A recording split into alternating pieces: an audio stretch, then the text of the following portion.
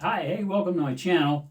What you just seen me shooting was this Smith&Wesson Model 686 Plus.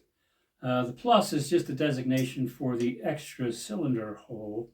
This does hold 7 rounds instead of the usual 6. This is a stainless steel gun. It's a 6-inch barrel. This is the designated 686-5. And in that particular generation, they had already switched to the MIM parts, which were metal injected molded. And the only difference is on the 5s, they didn't have the lock hole. So this one, it doesn't have the lock hole in it.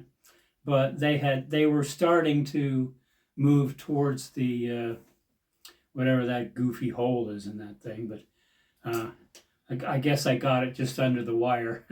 I do have one with a hole in it. I've never locked as a revolver, and I don't see any need for one at all. I mean, keep your gun locked up. I don't get the whole. It didn't make any sense to me. But if it makes any sense to you, leave a comment below because it doesn't make any sense to me.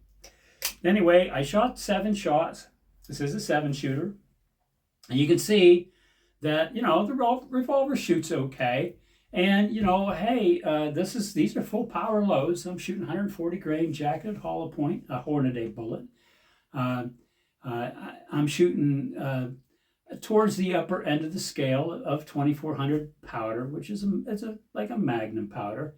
And you can see that the thing breathes fire. I mean, it's just the nature of the gun and the powder that I use.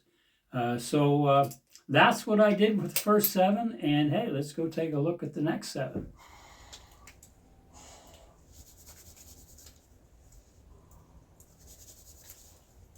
These things are smoking down there.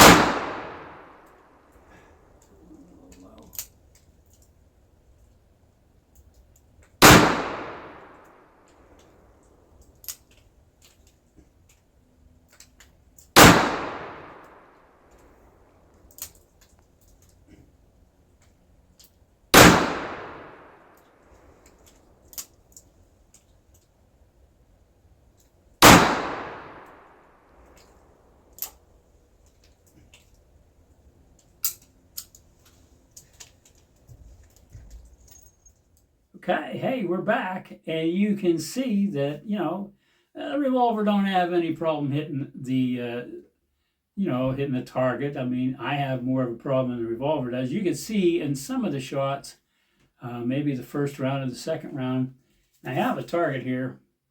Some of these holes, I'm trying to figure out how this was put on there. I think. Trying to think. Yeah, I think it was this way. Sorry, I'll get a little disoriented when I'm in. Now, I think there was 4 shots in just this one hole. You have to look close, but you'll see the hole just starts to get a little wider and a little wider and a little wider. So, I mean, the revolver is very accurate. What you're seeing is just a guy shooting offhand, and there's a wobble zone to that, and my eyes aren't the greatest anymore, and of course I wear safety glasses, but I don't wear corrective vision because I can't see the front sight. So I'm nearsighted like that. I got to be able to see the front sight in order to shoot any revolver. So it's distance shooting where I got to put my prescription glasses on. Anyway, hopefully I got that right. But, you can see, like I said, that the revolver, I mean, I don't know what this measures, and group size is immaterial to me as long as I can hit what I'm aiming at. Now, you can see that the bulk of the rounds are off to the right of the target here from my point of view. Maybe it's, yeah. Yeah, well, I guess if you're looking at it, it would be off to the left. So off to the left of the side, all I need to really do is bring the blade over to the right to center everything. But these rounds that I loaded were really not for this revolver.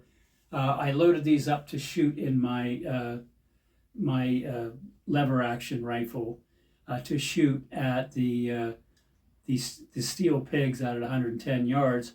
I wanted something that was really going to move fast, get there quick, shoot as flat as it possibly could, and not have enough energy to knock those things over. Now I cross-referenced, as there is 2 sets of data in my book, one for rifle and one for handgun, and I always make sure that whatever I load, it's within the pressures for each, so I don't overload it for the revolver ever to shoot in my rifle.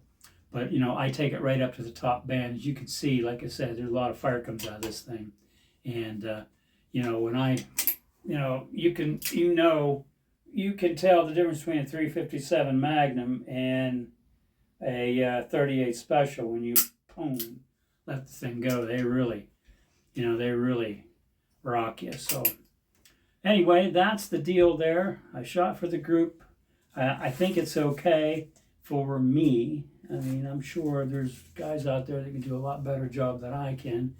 But hey, this is just your regular shooting channel. I'm just your regular guy. So that's my video this week. This is my Smith&Wesson 686 stainless. And appreciate you watching. I'll see you again next week. And you guys have a great day.